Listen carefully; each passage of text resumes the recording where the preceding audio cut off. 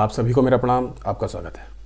असंशयम महाबाहो मनो दुर्निगहम चलम अभ्यासेन तु कौन्तेय वैराग्येन च गृह्यते।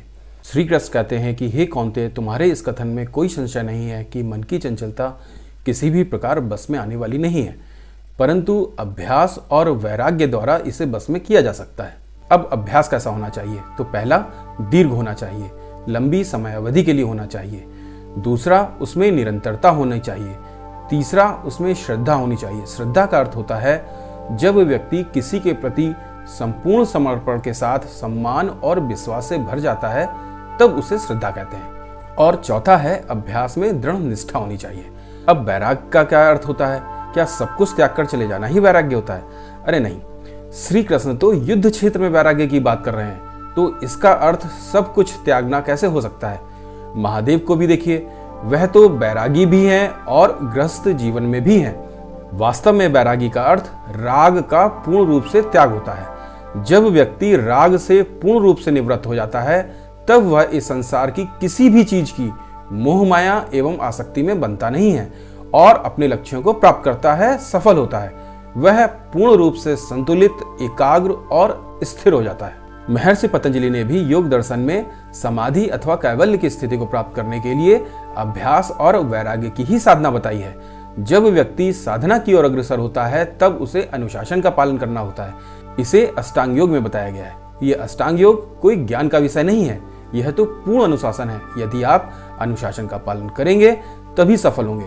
योग दर्शन के बारे में मात्र जान लेने से कोई लाभ नहीं होगा। इस अष्टांग योग के 8 अंग हैं। पहला है यम, फिर उसके बाद नियम, आसन, प्राणायाम, प्रत्याहार, धारणा, ध्यान और अंत में समाधि।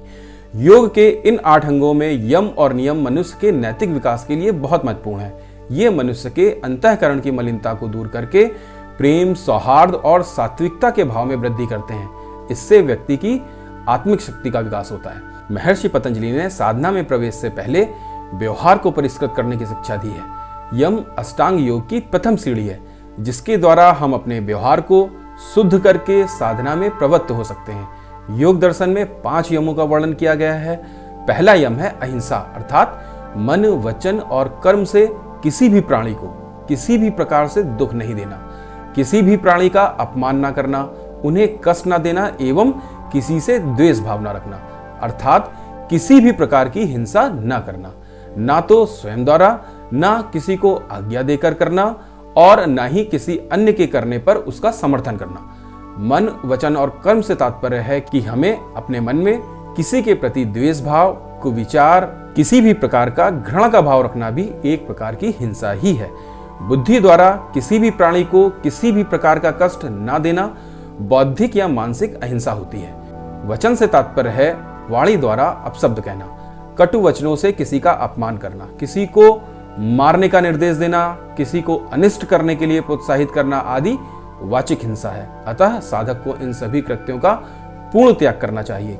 कर्म अर्थात शारीरिक हिंसा से तात्पर्य है कि जीव हिंसा करना, धन आदि की प्राप्ति के लिए हिंसा करना, हत्या आदि करना। साधक को इन सभी कृत्यों का पूर्ण रूप से त्याग अनिवार्य है। दूसरा यम है सत्य। इसका तात्पर्य है मन, वचन और कर्म में एक रूपता होना। सत्यम ब्रूयात प्रियम ब्रूयात न सत्यम प्रियम, अर्थात सदा सत्य ही बोलना चाहिए। ऐसे वचन नहीं बोलने चाहिए जो सुनने में अप्रिय हो। तीसरा यम है अस्तेय, अर्थात अनाधिकृत चीज पर कभी भी अधिकार न करना। जो चीज हमारी नहीं है उसका मन, बुद्धि, वचन व कर्म से त्याग कर देना ही अस्तेय कहलाता है। यम का चौथा अंग है ब्रह्मचर्य। वास्तव में अधिकतर लोग ब्रह्मचर्य के वास्तविक अर्थ के बारे में नहीं जानते। ब्रह्मचर्य का वास्तविक अर्थ होता है ब्रह्म के आचरण के अनुकूल आचरण करना, परम ज्ञान प्राप्त करने के अनुकूल आचरण करना, ऐसा आचरण करना जिससे ईश्वर की समीपता अधिक से अधिक प्राप्त हो सके। 5वां यम है अपरिग्रह, अर्थात आवश्यकता से अधिक धन, वस्तुओं आदि किसी भी चीज का संग्रह न करना।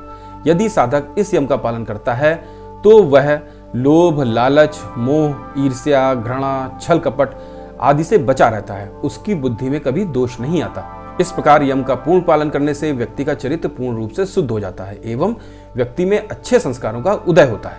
अब यम के बाद आते हैं नियम।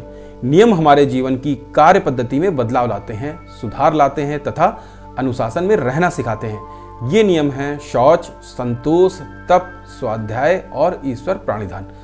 शौच का अर्थ आंतरिक और बाह्य दोनों प्रकार की पवित्रता से है, परिशुद्धि और सफाई से है। एक साधक को मन, वचन और कर्म से शौच का पालन करना चाहिए, अर्थात मात्र शरीर ही नहीं, मन और वचन में भी शौच अर्थात शुद्धि अनिवार्य है। जैसे हमें अच्छी संगति करनी चाहिए, हमें ऐसे लोगों के साथ नहीं रहना चाहिए जिससे हमारे विचार अशुद्ध हो जाएं, उनमें मलिनता आ जाए। जैसे हमें पर निंदा करने वालों का साथ नहीं करना चाहिए।